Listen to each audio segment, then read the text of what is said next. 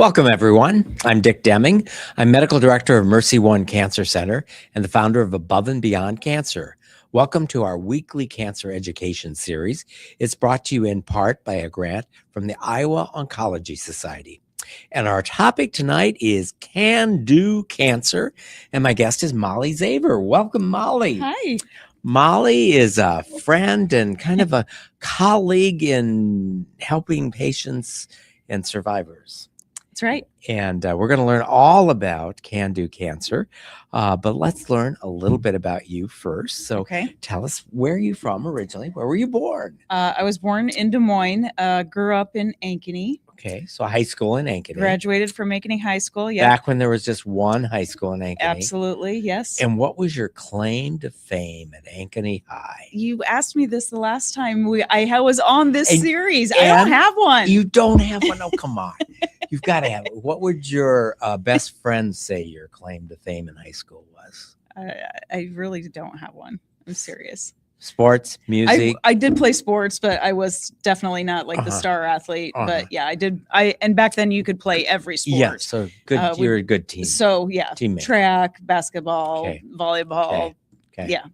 And then what did you do the year you graduated from high school?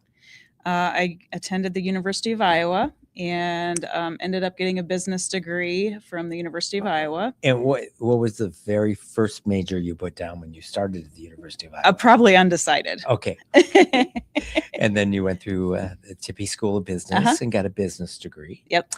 Your first job out of college? My first job out of college was actually, it was called Integra Health at the time, but the health component basically of Unity Point these days. And I actually was in the marketing department based out of Cedar Rapids, and I kind of managed the marketing for the Eastern Iowa clinics. And then lived in Cedar Rapids for about 5 years. And then when I started having kids, kind of wanted to move back closer to family. And it's always nice to have grandpas and that's right. I don't know how I could have raised my kids without my mom. So anyway, made it back. Our offices, we had offices here, so I just transferred. And then I had my son, and 16 months after that, I had my twins, and realized that I couldn't be the type of mom that I wanted to be if I stayed in my current position. So I loved what I did there, but things were changing. And so I started doing some consulting work and ended up kind of in executive director type positions for nonprofits that were too small to need a full-time staff, but yet they needed someone to run the organization. And then your life had an intersection with cancer. Yeah, so I had my 35th birthday. My son was 8 and my twins were 6.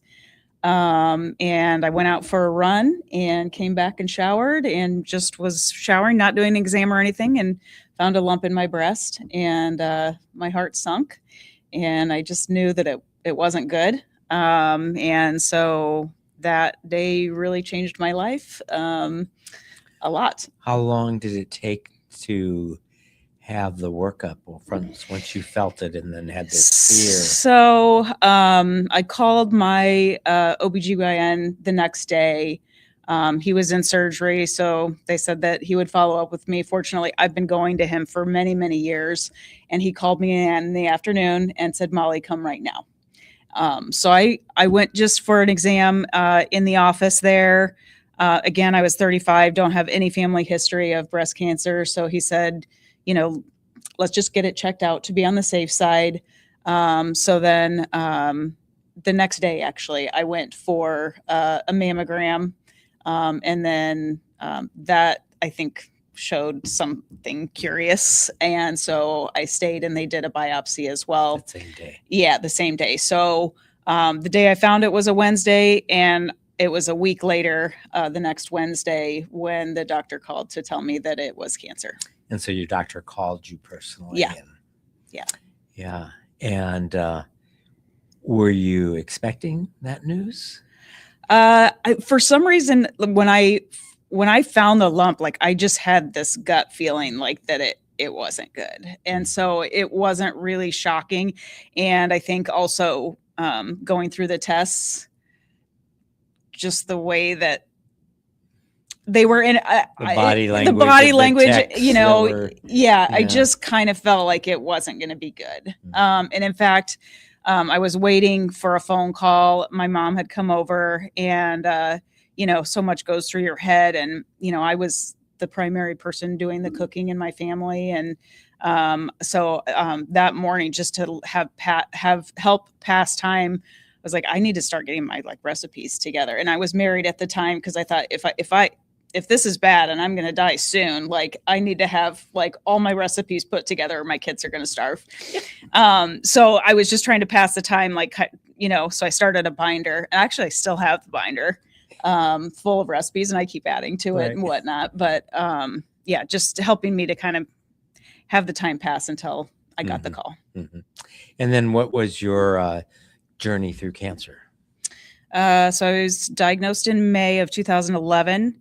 I did a left mastectomy, and then went through 16 rounds of chemo.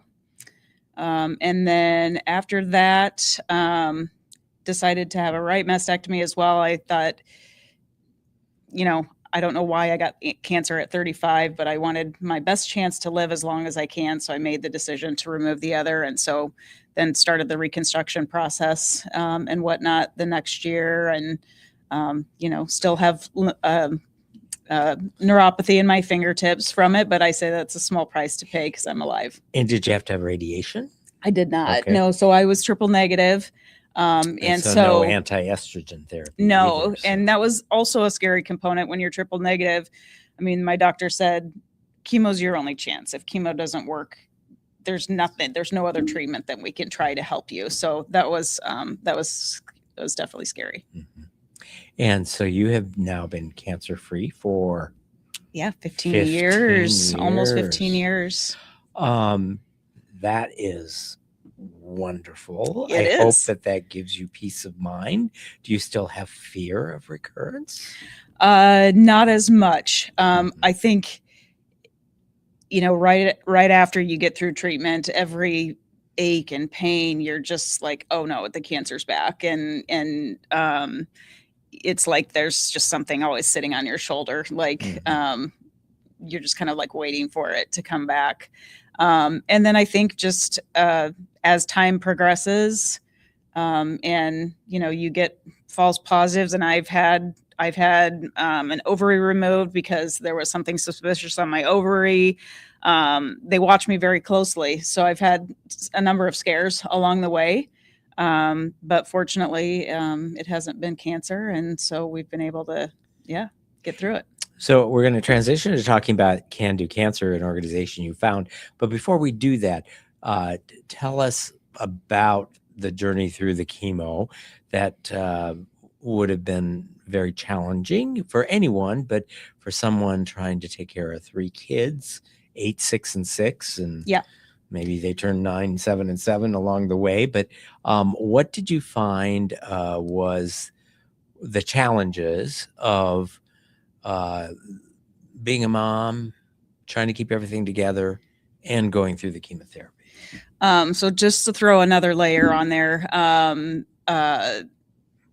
prior to this, about a week before, I found my lump.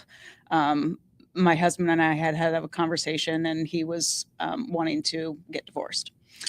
So also dealing with that simultaneously. And so sometimes cancer took a backseat because there was just so much going on in my life. And so really, when I got done with treatment, I kind of reflected back on the experience, on either things that were helpful for me and also things that were missing in the community that, you know, would have made my journey easier. And with kind of a business background and a marketing background, you know, my initial thought was, I'm going to start a website, and I'm going to put everything that you need to know kind of on a practical side on this website, so people don't have to stumble through and, you know, hope they run into the right person who's going to tell them this and that. And, you know, your medical team is so busy, and you're really not with them that much time. And so when you are with them, they're telling you kind of medically what to expect. But then you're turned out into the world of actually trying to live while you're going through treatment. And so that's kind of the start of Can Do Cancer as I started. So even as you were brainstorming. going through the chemo, you started coming up with this idea of a website, or was it? The website, I think it really came afterwards. I think the realization that there's a lot lacking in our community was kind of something that I learned along the way. And then just the first thought was, you know, the website, I'm going to put that together just to put all that information. And then I just kind of started thinking about, again, the things that were helpful for me, or things that would have been helpful for me.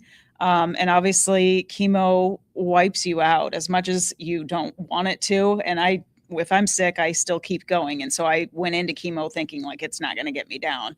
And it just knocked me off my feet. I've never experienced anything like that before. I mean, I had chemo, and I had to have a couple of days after chemo where I just laid in bed. Was your mom a primary support? Yes. Yeah. And did you have other friends and neighbors cooking and bringing over casseroles? Yes, fortunately, I have good friends, and I had friends that were taking me to treatment. I had one friend in particular that was bringing meals, and she brought a meal the second time that I had chemotherapy, and I think she could tell how much I appreciated it because I didn't feel well after chemo, and I still had this family that needed fed when I got home. And so she just started bringing me dinner every night that I had chemo, every treatment. And she was out of town, even one of the treatments, and she not had just bringing you food. The family. It was actually more the family, because sometimes I didn't feel like eating. But they had a home cooked fresh meal, and that way on treatment days I could go and just worry about getting through the day and not have to worry about, you know, what I was going to feed to my family that evening. So. And then when was Can Do Cancer born? We started in April of 2012. And your last chemo treatment was when? November of 2011. Okay. Mm-hmm. And so I would say probably December-ish is when I kind of started to reflect back and kind of brainstorm of, you know, doing something. And, you know, I'm just a normal average person. And so, you know, it just popped into my head and I thought, if we start this organization, if it helps one person, it's going to be worth it. And, you know, fast forward here 15 years and it's just grown into something that I never imagined. Right. So here this ordinary person who didn't even have a claim to fame in high school is now president. So tell us how Can Do Cancer evolved. Well, first of all, what's the mission of Can Do Cancer? Essentially to provide practical assistance to people who are navigating through the treatment. So we don't do anything. We're not medical professionals. We leave that to the medical team. But we provide meals on chemo nights, house cleaning services while patients are going through treatment. Again, the website, which has all the kind of practical information about what you need to know going into your diagnosis. And then the fourth component, which really has grown to be a very powerful part of our program, is that we match every newly diagnosed patient with a survivor. And that's been amazing to watch over the years, the relationships that are built between those patients and the patient partners. So, you know, during treatment, obviously, they just kind of check in on the patient. They're there for Q&A and support, and you know, it's been fun to watch. We get together with patient partners every now and then, and the friendships that have been developed. People are going on trips together now, and you know, so it's been really fun to see that component of it develop, which, you know, when I was creating the organization, I thought the meals and the house cleaning are going to be the most helpful, but that peer mentor support has been really meaningful for people. And when you first got going, your clientele was, correct me if I'm wrong, limited to women who were getting chemotherapy from breast cancer. Exactly. And so going back, yes, I'm just an average person starting a nonprofit organization. I thought I better start with what I know. And so we started with breast cancer. We had a fundraiser event. When was it? I think it was December of 2011, to try to raise enough money to start the organization. Mm-hmm. And we raised $6,000, which was enough for us to get started. And so and the way it works is that at the beginning was most of the services like the meals and the house cleaning were volunteers. Is that right? So we've always paid for the meals and the house cleaning, but we did try to work out some arrangements with house cleaning services to maybe give us a discounted rate. But no, we actually just pay the house cleaning service, and you don't want me cleaning your house. I don't like to clean my own house. So no, we pay professional house cleaners. Okay. But and the meals, even the meals. So we actually piloted 3 different things. In thinking through the program, I wanted a home cooked meal delivered to the patient because that's what I had. And so logistically, that's hard when you have, board of directors that's also working full time and they have kids. And, there's also the complexity of if you go for chemo, sometimes it goes faster. Sometimes they have to slow it down. So the delivery of that meal becomes complicated. But we did work with a caterer who would make a meal and deliver it to the home.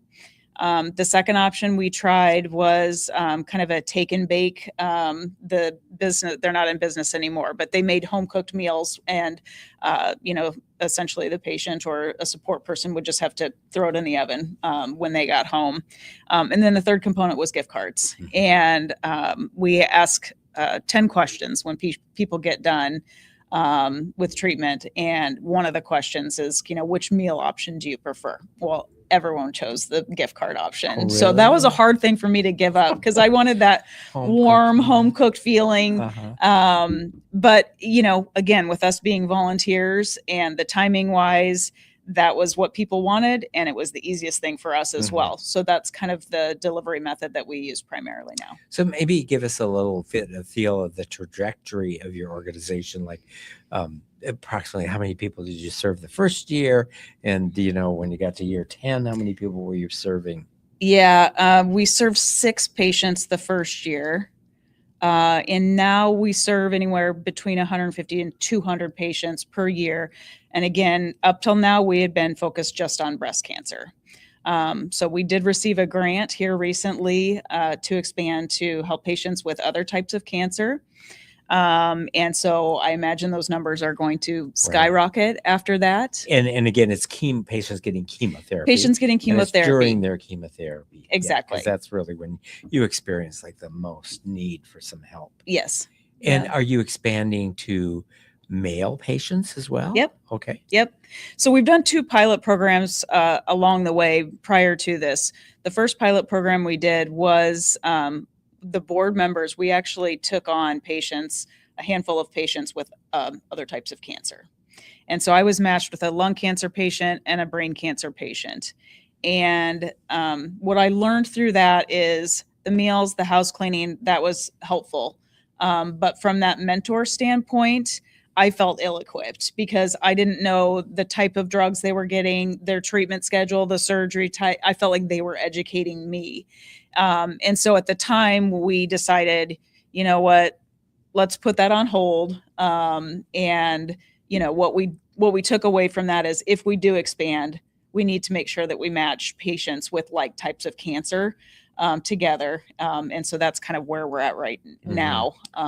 The second pilot program we did some geographical expansion. We did a pilot program in Cedar Falls, and really had a number of patients that enrolled.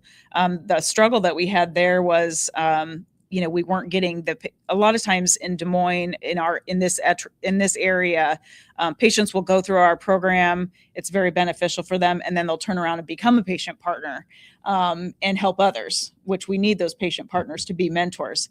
We didn't have that kind of naturally happen in Cedar Falls, Waterloo area like we had here in the metro. And when we had expanded to Cedar Falls, Waterloo, we had a board member that lived in that area, which kind of helped. And she had some family changes and, dropped off the board. And so ultimately we kind of discontinued that program. So we've done those 2 pilot programs, and we were actually in a position where we were going to submit the grant to expand geographically. And then I went on the Patagonia trip and kind of changed my mind. Okay. So maybe tell people what the going on the Patagonia trip was all about. So being a single mom of 3 kids, Uh-huh. working full time, running a nonprofit organization is obviously very busy. And so this is the second Above and Beyond Cancer trip that I've gone on. When I got through treatment, I really wanted to go on one of the Above and Beyond Cancer trips, but I was a single mom with all these responsibilities, and I couldn't get away. And so as they got older, I went on my first trip here. It was probably five or 6 years ago, and really enjoyed that. That was a week-long trip. And then when it was announced that Above and Beyond Cancer was going to Patagonia, I immediately applied. I wanted to be a part of that. And at this time, my kids are all in college, so I could be gone for 2 weeks. Right. And so, And in addition to running Can Do Cancer, you also had a prominent job with another company. So yes, so I was in a vice president position, so it was very demanding position. So the Above and Beyond Cancer trips were great for me because it allowed me to get away and actually have time to think and just be in the serenity of nature and also some fellowship. Absolutely, be around people who, had experienced something similar. So what was your epiphany in Chile? One of our board. So I'm going to go back. When I started Can Do Cancer, I intentionally didn't do anything pink because I thought if this continues to grow, I would want to expand to other types of cancer. So our logo is blue and green. And so, I kind of had it in the back of my head of expanding at some point.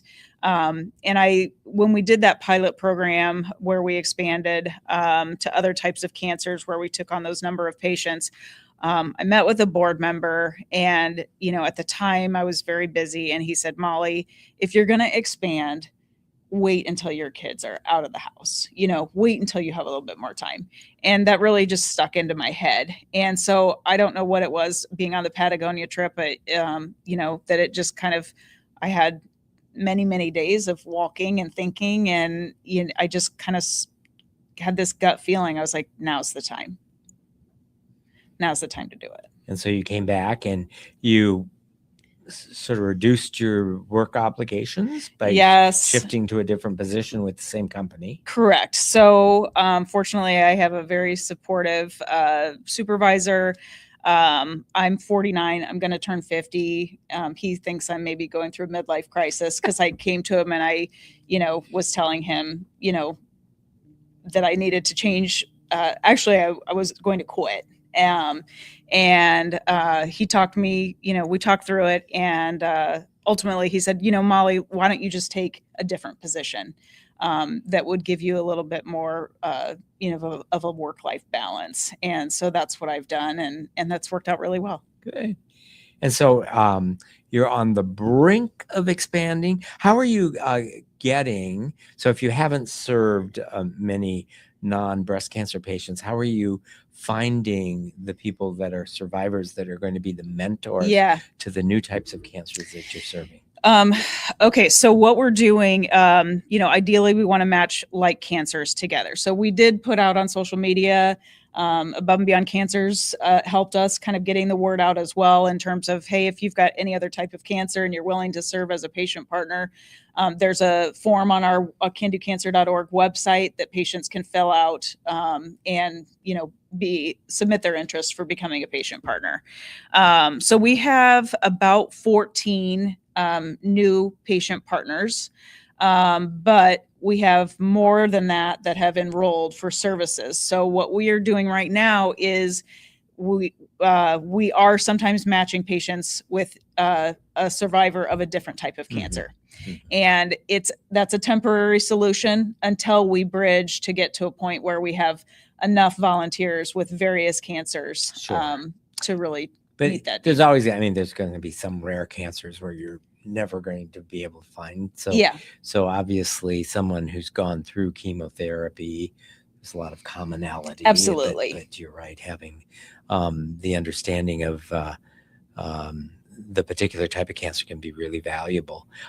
Can a patient partner serve more than one patient? We tried not to. Okay. We have about 75 volunteers that serve in that Mhm. capacity. And just knowing that everyone's busy in their lives, there are some patients partners that will say, hey, I can take on, a couple. But typically we just kind of keep that at 1-to-1, just so that, we don't. So the model would be fairly easy to map out if every one of your patients got the 6 months of chemo overdone. They can then turn into a patient partner. Yeah. But there's recurrences, and then there's stage 4 cancer, like with ongoing. So how have you, do you have some alums that become recipients again? Yes. We have had patients that have gone through our program a number of times, and we have lost a number of patients. And I was a patient partner. I had 3 patients back to back that passed away. And that was tough because you start to develop a relationship with those people. And I took a break. I said, I can't take on another patient. I just need a break from And that. does your organization have support, psychosocial support for your patient partners as they go through So we try to loss? do patient partner gatherings a couple of times a year so that we can bring everybody together so they have each other to support one another. And then sometimes we bring in speakers, and we have brought in therapists. We did at that time where it seemed like we had a number of patients that we lost. We brought in a therapist to kind of talk through coping techniques and calming techniques and things like that. And grief. Yeah. Grief is a normal thing, but how do you handle it in a way that allows you to continue doing life, but still honor the process of grieving, which is very important. Yeah. So right now you're on the verge of expanding the types of cancer, but staying central Iowa for now. So rather than expanding patients and geography, you're one thing at a time. Yes, one thing at a time. One thing at a time. So we're really in, just within the last couple of months, there's been about 3 of us that are kind of meeting every Friday to kind of make sure that we're meeting the grant requirements and doing what we need to make it successful. And do you, as you are doing gift cards for food, you work with different vendors and get discounts, work with, how do you approach a vendor, whether it, and what are, do you want to acknowledge some of the vendors that have been particularly helpful? So we really haven't gotten discounts. Oh, you haven't? No, Okay. we haven't. So we're paying retail price. Per dollar. Yeah, Okay. we are.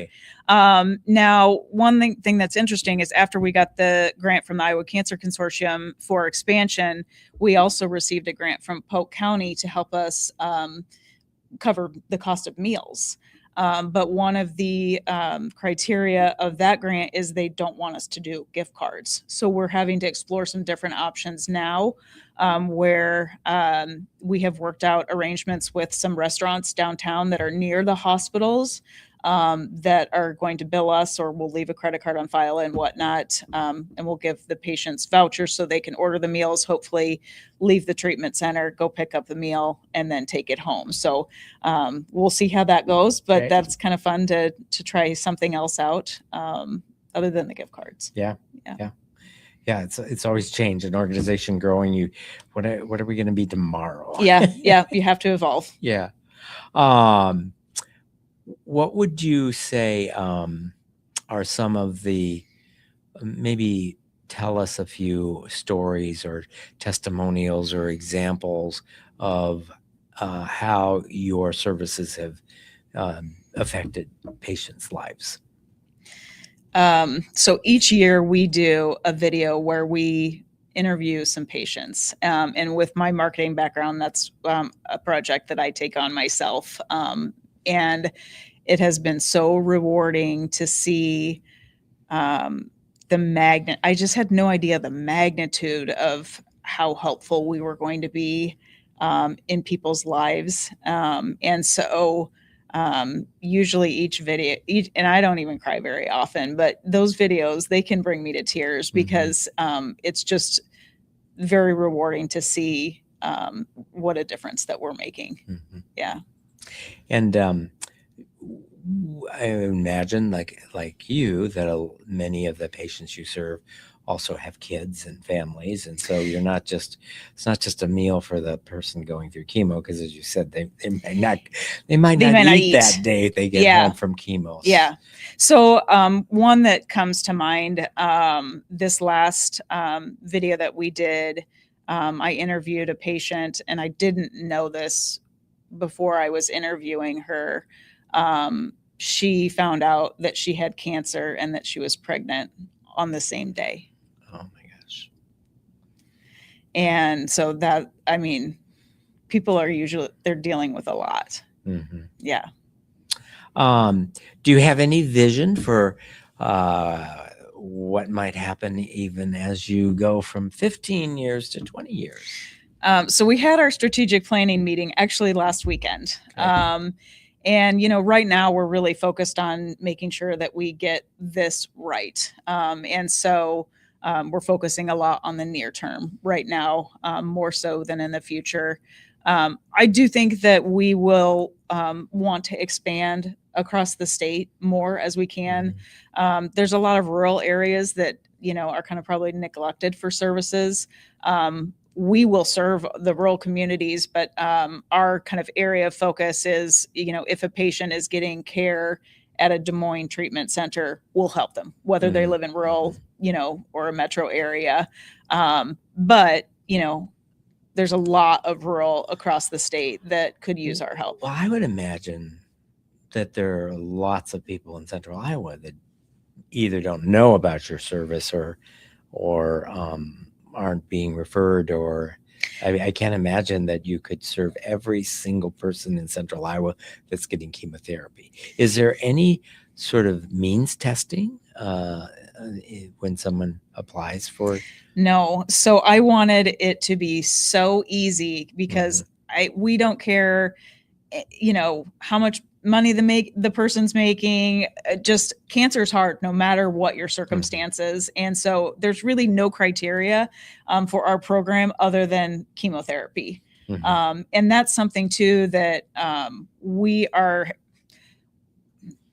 not wanting to take on too much right now. It still is just kind of patients that are getting chemotherapy, but as treatments evolve, and that's a weakness that we identified during our strategic planning. Chemotherapy. Yeah, exactly. And there's targeted therapies, and there's other drugs now that, is immunotherapy. Right. Yeah. And so that's a need that we have within the board is to have really a mentor from the medical community that can advise us on, the, toxicity, or I don't know if that's the right word, exactly. of particular drugs. So, because really the point is, if somebody's going to have a lot of side effects, absolutely, those are the ones we're trying to help. Whether you call it chemotherapy, immunotherapy, targeted therapy, but some things like an oral tamoxifen pill, I mean, it has some side effects, but not the same type of side effects as erythromycin and Cytoxan. Yeah, yes, exactly. Yeah. So my daughter is in her first year of pharmacy school at Iowa. And so it just came up like 2 weeks ago where we had a patient enroll that it wasn't a chemo. We're like Googling it, I found one site that said it is a chemo, and another person found that it wasn't. And it's like, okay, well, we need to, so again, that's something that we're hoping. So if you're out there and you have a medical background and you want to help us, reach out to me. Because the real point is, as you've already said, isn't whether, but does it have toxicity that is likely going to affect the person's ability to function, to cook and clean their house. Exactly. Yeah. Yeah. Yeah.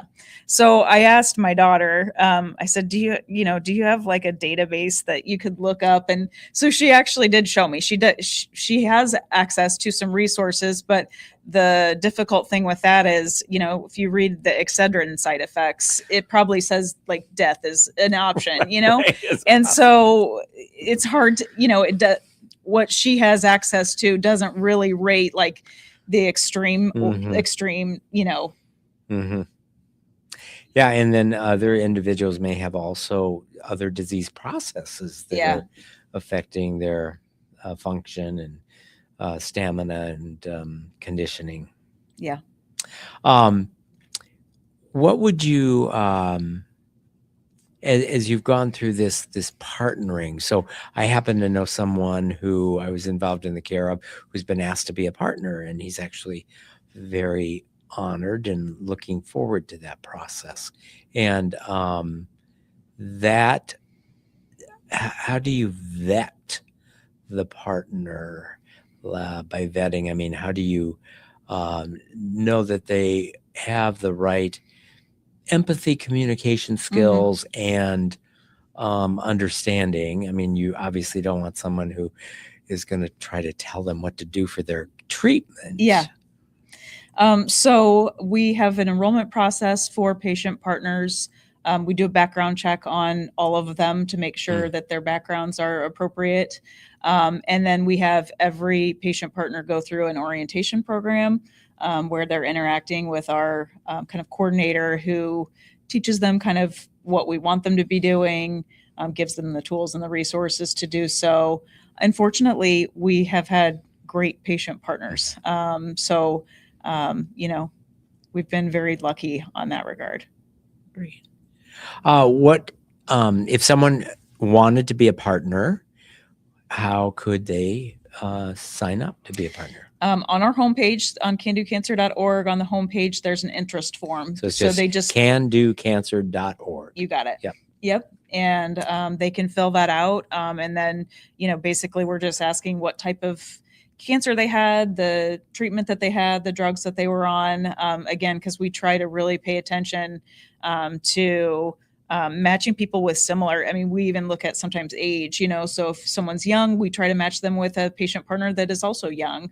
Or if they're older, we try to match them with an older patient partner so that they also have other similarities in their lives. And if someone watching this is going through chemotherapy for their cancer, how would they request your services? Hit the enroll button. That's also candocancer.org. Yep. And then there's an enroll button. Again, cancer's very difficult. And so I wanted it to be as easy as possible to enroll. And again, we just kind of ask demographic information. How do we contact you? Meal preferences, contact preferences and whatnot. And that's about it. And then do you contact everyone personally, or do you have a care coordinator, or what's the position? We do have, so we don't have any full-time staff right now. Okay. And that is another thing that we discussed as we kind of go forward. We're kind of at that point where we probably do need to have, a full-time staff member. Fortunately, we've had a number of people that are willing to do work kind of on a consulting or hourly basis. So some of our board members, our patient coordinator, essentially, she's takes the load of getting the enrollments in. There is a verification process where we reach out to the patient's physician to just find out the dates of their treatment and the drugs that they're going to be on and whatnot, so we can align services. But we're kind of at that point where we need to probably build a little bit more staff power into it. We've been able to run really, really lean and really low cost for a very long time. Yeah, that's wonderful. Well, let's open up to questions. So we have a live studio audience. They get first question. And if you are watching us live streaming right now, you can put your question into the comments section of the software that you're using. And Ron, are you up first? Do you have a question? We'll turn your microphone on here. So, yeah, I guess you kind of touched on this, on how people find you with your website, but it's a high likelihood you could be overwhelmed with people coming to you. And do they just, people stumble on your website to find out about it? Or is it word of mouth? Some of it is word of mouth, but the hospitals have been very supportive of Can Do Cancer. And so the nurse navigators at both of the treatment centers, if it's a breast cancer patient, and now if it's outside of breast cancer, we have little Can Do Cancer cards that just tell what services that we provide, and they give them to every newly diagnosed patient. So we've been very fortunate to have that direct connection. And then we also, because they're given so much information, we think, a little card can get lost in the shuffle. So we have some bracelets as well to give the patient so that they can put that on their wrist and look into it later and get enrolled. And so definitely patients that come through our center, we have flyers, we have information. And as you said, the nurse navigators are really, so it's not like every single person who's going to get chemo is necessarily referred, sort of feel out what are the needs of that particular patient and family. I think they give it to every patient, and then the patient can decides whether they want to opt in or not. And sometimes, they have a very supportive friend and family network and, don't enroll, and that's okay. Yeah. Some patients do have the friends that want to do it and would feel hurt if their friend was getting gift cards instead of taking the homemade casseroles. But I can understand for some patients. I would say even if you have that support, it still is such a benefit to be a part of our program. Just the mentoring that you get to be a part of. And I should note that people can elect services as well. So like if they just wanted a patient partner, they could sign up just for that. Or if they just wanted the meals, they could just sign up for that. Or if they wanted the house cleaning, they can just sign up for that. So we really customize it to what they want. And just a comment that patient partner situation, I know the LLS Society also offers that. And I think that is a really beneficial aspect of what you're doing. Great. Thank you. Great. Thanks, Ron. Other questions, George? Yeah, we've got a large online audience this evening. Abby wants to know, do you offer services for leukemia survivors? So what we are opening up to right now, we're open to breast cancer, gynecological, colorectal, lung, lymphoma, myeloma, and head and neck cancers. Very extensive. Yes. So, yeah. And some people are very interested. Marion says that they'd like to be a patient partner, and I've put the URL for candocancer.org on the screen so folks can sign up. My question has to do with government involvement. Do you lobby legislatively for money for your organization? Do you want the government involved in this, and why or why not? We have not gotten involved with government at all. We fortunately have been able to do our funding. We've got an annual fundraising event where we raise the bulk of the amount that we use to pay for that cleanings and the meals. And then fortunately, we have a lot of patients that go through our program who are touched by our services. They sometimes have their own fundraisers for us. So it has really just been very organic growth. So, some have been donations, some have been sponsorships, our fundraising events. So we've never had to turn anyone away for our services, which is amazing.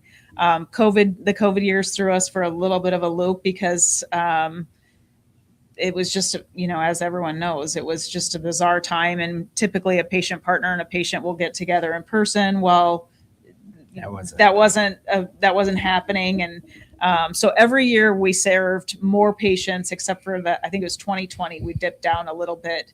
And again, people weren't going to the doctor. They weren't getting diagnosed. They were not wanting to go anywhere outside of their house. So that's really the only year that we kind of dipped in numbers a little bit. And we did actually convert our in-person event to a virtual event. And it was actually more successful than I thought it would be. And, again, we still raised enough money to keep us operational. So that's great.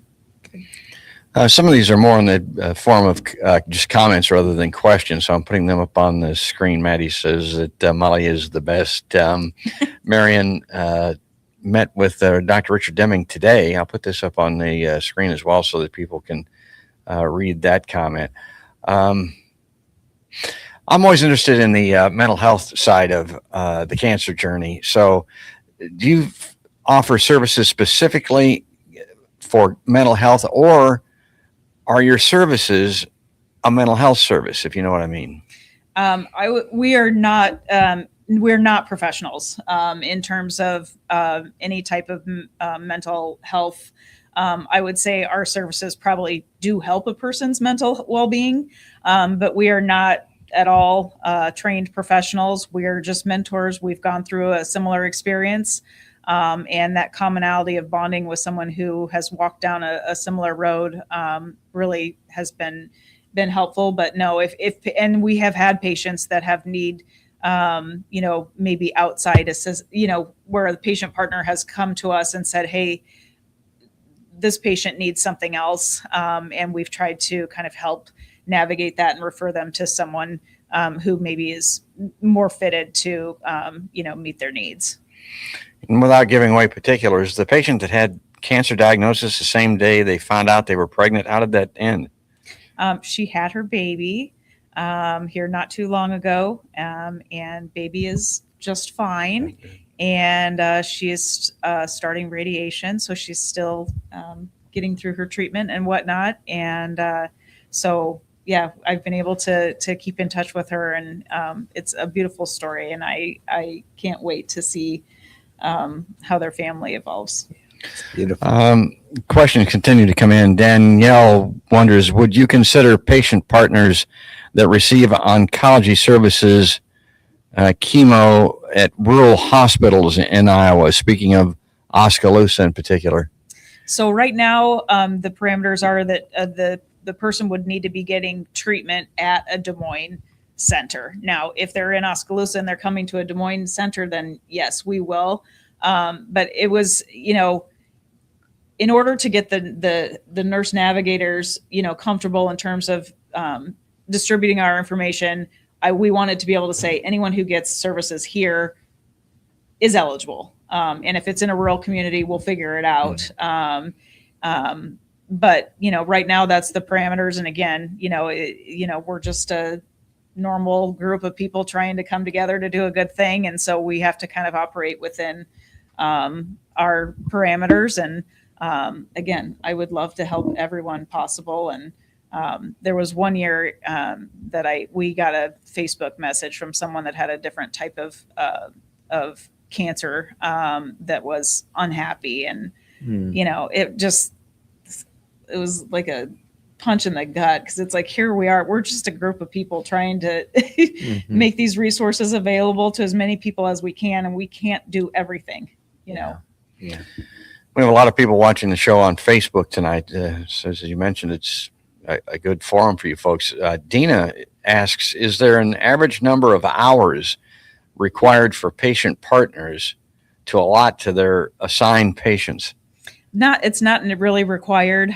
We like to have them meet in person if they're able to, like that first time, because there's a lot of questions usually right after diagnosis.